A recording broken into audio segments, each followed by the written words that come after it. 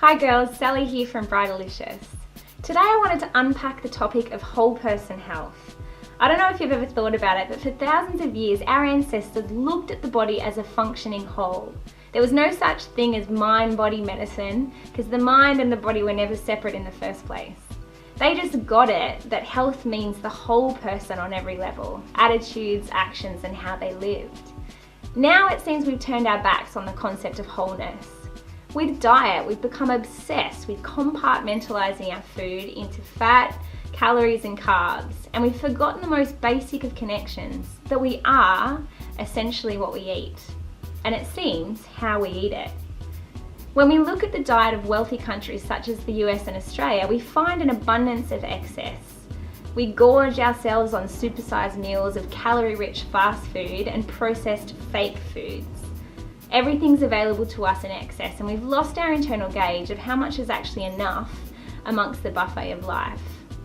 But enough is enough. It's time to reconnect with whole person health, starting with whole foods. Whole foods is a term given to foods that remain as close to their natural state as possible.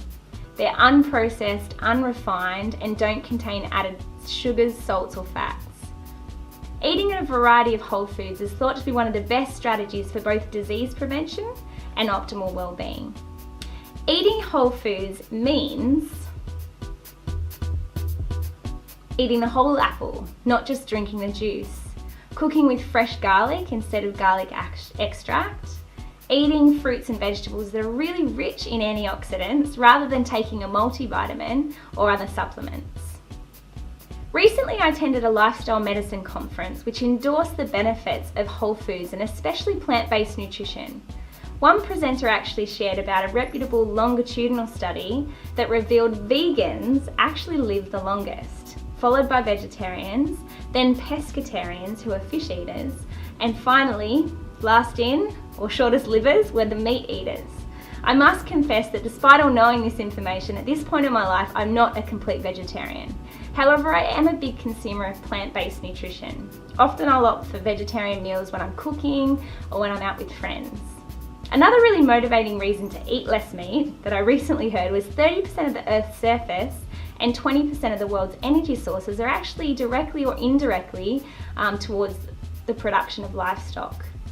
And if we were to redirect the food that actually goes towards maintaining livestock, we'd also almost eradicate poverty, which is really powerful to think of that. And it's kind of motivated me to eat less meat and have it more as a condiment rather than the main event. Following on from your 7-day jumpstart detox, which I hope has cleaned out your system and put a bounce back in your step, we're actually going to move on to the optimal diet. The optimal diet is part of the CHIP program, which stands for the Complete Health Improvement Program. And as previously mentioned, it's a sanitarium endorsed program. It encourages we eat more of some foods and less of others, rather than blatantly cutting out foods, which doesn't tend to work, why most diets fail. The optimal diet principles are summed up by CHIP founder Dr. Hans Deal. He says, freely eat a wide variety of foods as grown, simply prepared with sparing use of fats and oils, sugars and salt, and be physically active. Sounds pretty simple, but this lifestyle is one we should aspire to for our optimal health and to live in our optimal body.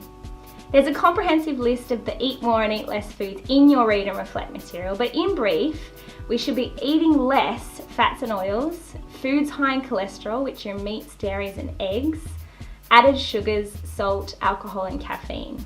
We should eat more whole grains like brown rice, millet, barley, corn, wheat, rye and quinoa, legumes like peas, lentils, chickpeas, beans of every kind, fruit and vegetables, 2 and 5 serves respectively, colour to best as they're really rich in antioxidants.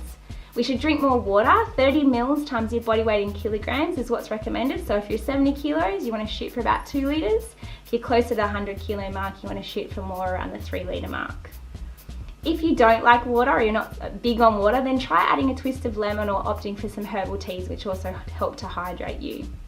And then also enjoy a wholesome breakfast, both to starve off hunger and give you energy for the day ahead. So breakfasts that are high in protein and also have an abundance of low GI quality carbohydrates are what's recommended. Try ditching the packet, bottle and can by adding whole foods to your diet this week.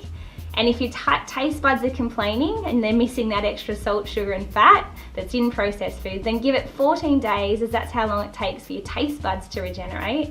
And then you'll start tasting the beautiful subtle flavours of unprocessed whole foods. Yum.